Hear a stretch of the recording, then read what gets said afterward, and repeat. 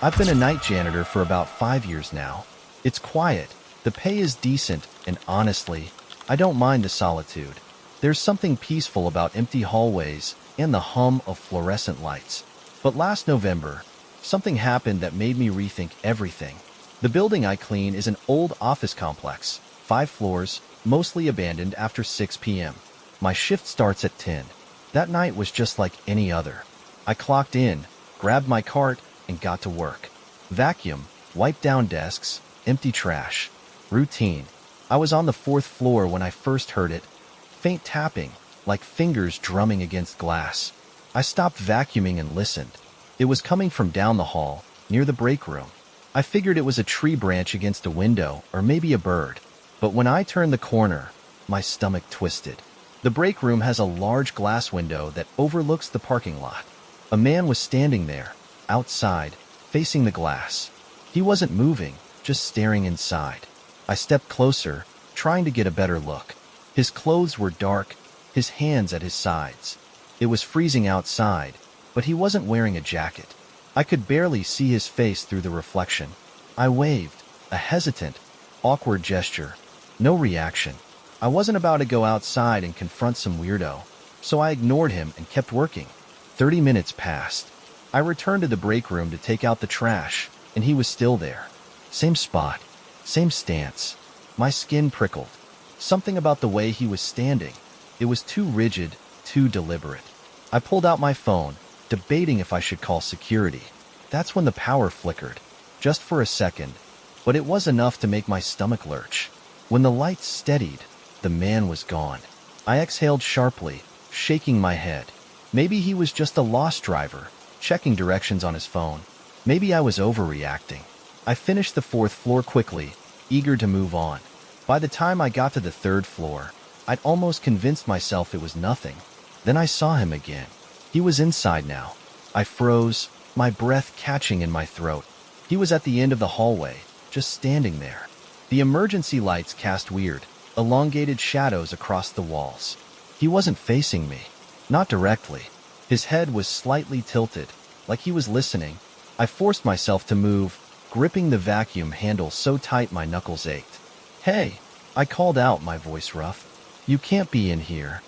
He didn't respond, didn't turn, just stood there, head slightly cocked. Every instinct in my body screamed at me to run. Instead, I reached for my radio, fumbling to call security. That's when he took a step forward. Not a normal step. It was like he glided, too smooth, too fast. 1 second he was 20 feet away, the next he was 10. I backed up so quickly I nearly tripped over the vacuum cord. "Hey, stop." My voice cracked.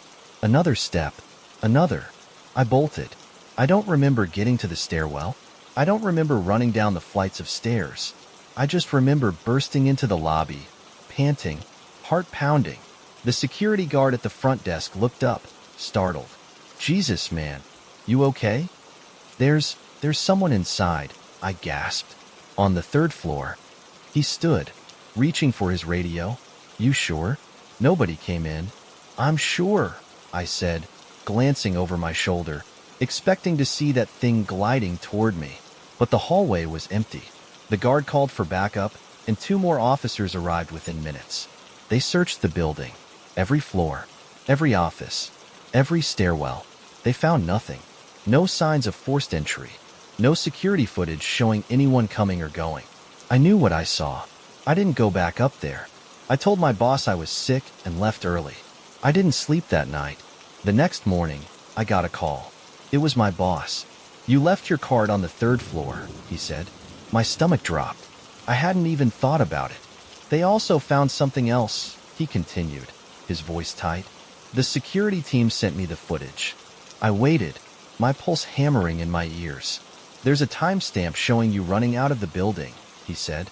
"But just before that, there's another frame." I swallowed hard. "What do you mean?" "You said there was someone in the building, right?" I nodded, even though he couldn't see me. "Well," he hesitated, "the cameras show you on the 3rd floor, vacuuming. And then suddenly, you just run." I blinked. "There's nobody else in the frame," he said. "Just you." I quit that night. Story 2.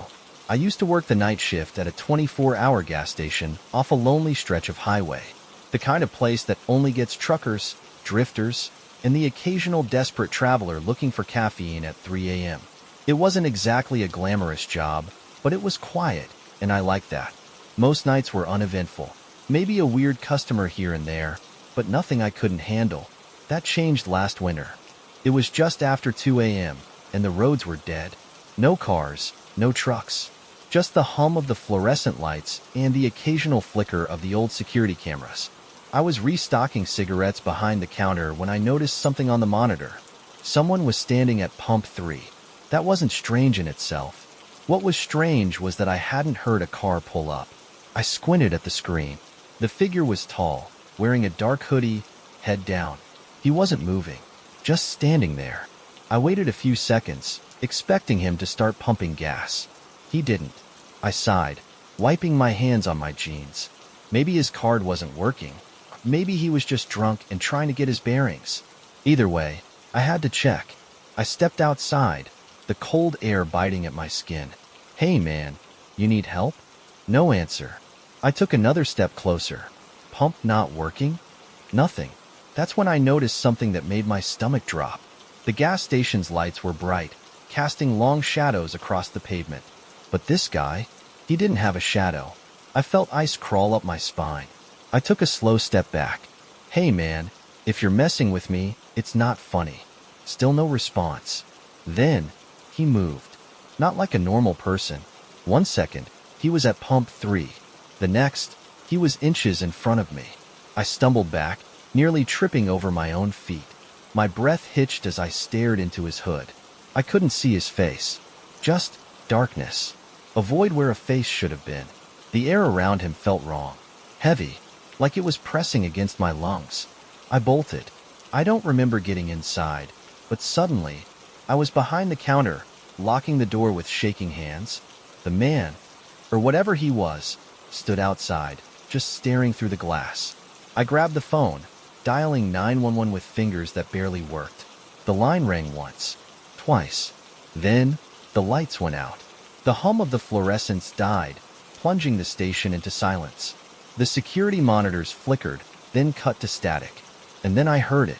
A scraping sound, like fingernails dragging across the glass.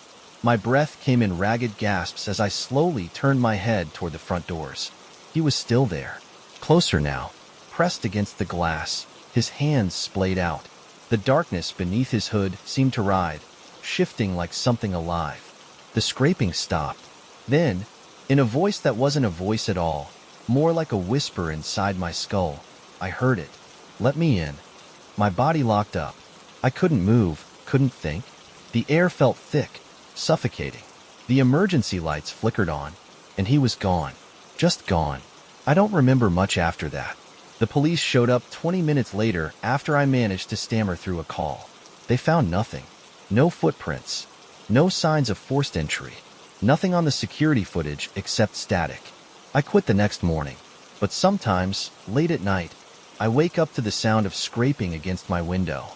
Story 3. I never should have taken the shortcut.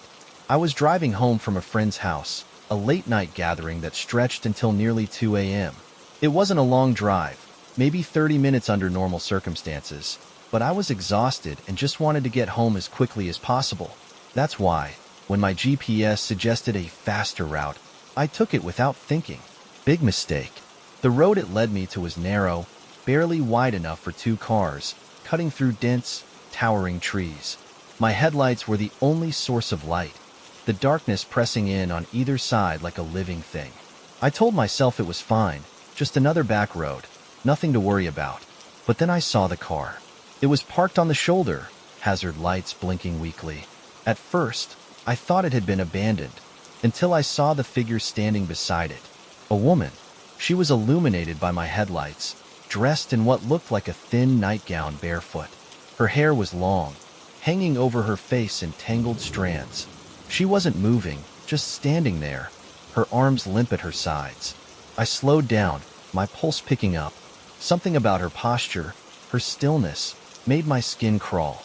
I rolled my window down just a crack. "Hey, you okay?"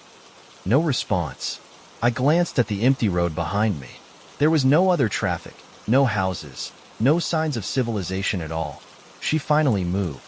Not a step forward, just her head, tilting slightly as if she were studying me. A horrible, sinking feeling settled in my stomach. I swallowed hard. "Do you need help?" Still, no words. Just another tilt of the head, like a dog hearing an unfamiliar sound. I should have left. I should have hit the gas and never looked back. But then she smiled. It wasn't natural. Too wide. Too perfect. Like someone who had learned how to smile by watching others do it, but had never actually done it themselves. And then she started walking.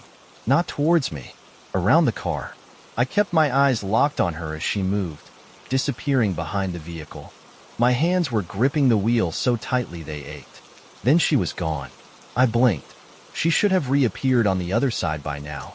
There was nowhere for her to go. I leaned forward slightly, squinting into the darkness. And then I heard the tapping. Soft. Barely there. Coming from my back window. I didn't turn around. I couldn't turn around. Every instinct in my body screamed at me not to. The tapping came again. More insistent this time. I don't know how long I sat there, frozen, my breath shallow. Then I heard the voice. It wasn't coming from outside. It was inside the car. "Take me home." I slammed my foot on the gas. The car lurched forward, tires screeching, nearly fishtailing as I tore down the road. I didn't look in the mirrors. I didn't want to see. I drove until I hit the main highway, until the dark trees gave way to streetlights and familiar signs. Only then did I glance in the rearview mirror. There was nothing there. No woman. No car. But the backseat seatbelt was buckled. I never took that shortcut again. Story 4. I used to do security work for a private storage facility. It was one of those 24-hour places where people rent units for whatever junk they don't have room for at home. Most of the time, the job was boring.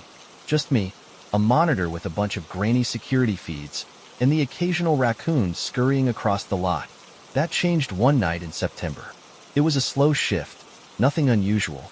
Around midnight, I stepped out of the office for a smoke, pacing along the rows of units. The air was crisp, the fluorescent lights humming overhead. Then I heard it, a soft thud. It came from one of the units ahead of me, somewhere down the row. I stopped, listening.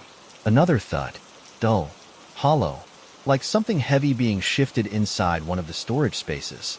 I sighed, already preparing for some idiot who decided to sneak into their unit after hours. It happens sometimes, people storing weird stuff, living in their units, even using them as drug stash spots. I started walking toward the noise, pulling out my flashlight. Then I heard the breathing. It wasn't normal. It was deep, labored, like someone was forcing each inhale. I flicked on my light and swept it across the storage doors. Everything looked normal. The rows stretched out in perfect lines, each unit padlocked tight. Another thud, louder this time. I stopped in front of Unit 1203. The sound had definitely come from there. I knocked on the metal door. "Hey, facility's closed. You're not supposed to be in there." Silence. I exhaled sharply. "Come on, man. I don't want to call the cops, but I will if I have to." A pause. Then, the sound of shuffling, something moving inside. I stepped back, my grip tightening on the flashlight. "Open up." And then, something hit the door. Hard. I stumbled back as the metal rattled in its frame. My pulse spiked. I dealt with aggressive people before, but something about this was wrong. The breathing got louder. I raised my radio. "Hey, Rob, you see anything on the cameras near Row D?" Static. I frowned, pressing the button again. "Rob, you there?" More static. Then a faint click. Not from the radio. From the lock on the unit in front of me. I didn't breathe. Didn't move. The padlock slid out of its latch and dropped to the ground. My flashlight flickered. And then, the door started to roll up. Slowly. I took a step back. Then another. The metal creaked as the opening widened, revealing nothing but darkness inside. The breathing was louder now, right at the edge of the unit. I turned and ran. I didn't stop until I was back inside the security office, slamming the door shut behind me. My heart was hammering, my hands shaking. I grabbed the landline and called the police. They arrived 20 minutes later. When they searched Unit 1203, it was empty. No people. No signs that anyone had been there. The only thing inside was an old wooden chair, placed perfectly in the center of the room. The officers looked at me like I was crazy. But here's the thing. The padlock was still on the ground. And when we checked the footage, it showed me walking to the unit. It showed me standing there, waiting. But the door? It never moved. Nothing ever came out. I quit the next morning. Story 5. I used to work night shifts at a hospital, just a low-level tech, assisting nurses, stocking supplies, running errands for the doctors. It wasn't glamorous, but I liked it. Hospitals at night have a strange kind of quiet, like the whole world is holding its breath. But not everything is quiet. There's one hallway on the 4th floor, tucked in a wing that barely gets used. The nurses call it the dead zone. Most of the rooms are storage now, except for one, room 423. No one likes going near it. Even during the day, the staff avoid it. I learned why on my 3rd week. It was close to 3 a.m. I was restocking supplies on the 4th floor, pushing a rattling metal cart down the hall. As I passed 423, I felt it. A cold draft. That was weird. There weren't any windows in that part of the hospital. No vents that could explain it. I stopped, glancing at the door. It was closed, like always. The patient inside, a woman in her 80s, unresponsive, had been there for years. Coma. No visitors. No family. Just a name on a chart and machines keeping her alive. I was about to keep walking when I heard the knock. A light tapping against the glass. I froze. The sound had come from inside the room. I turned slowly, my pulse spiking. The window was small, wired with security glass, but I could see inside just enough. The patient, she was sitting up. My breath hitched. That wasn't possible. She was vegetative. No brain activity. No movement. But there she was, sitting in bed, head tilted toward me. And then, she raised her hand and tapped the glass again. I backed away, my legs numb. My radio crackled. Can you check on 423? It was the charge nurse. I stared at the patient, my heart pounding. Slowly, I reached for the handle and pushed the door open. The room was dark, lit only by the green glow of the machines. The air was heavy, thick with that strange hospital scent, sanitizer and something metallic. I stepped closer to the bed. The patient's face was slack, her mouth slightly open, eyes closed, just like she'd always been. But her hand, it was still raised, as if she'd never lowered it. I swallowed hard, forcing myself closer. Ma'am. My voice was barely a whisper. No response. Gingerly, I reached out, touching her wrist. Cold. Stiff. Then the monitor flatlined. A long, shrill beep shattered the silence. I stumbled back, nearly knocking over a tray. The room felt wrong, like the walls were closing in. The door slammed shut behind me. I turned too fast, my vision blurring. My own reflection stared back at me from the small window. But something was wrong.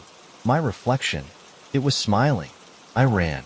I don't remember getting back to the nurses' station.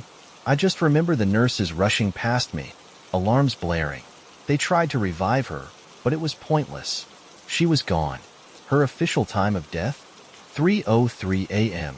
I told myself it was just a coincidence. But later that morning, when they went to remove her from the room, they found something strange. The glass on the window, it had handprints on the inside.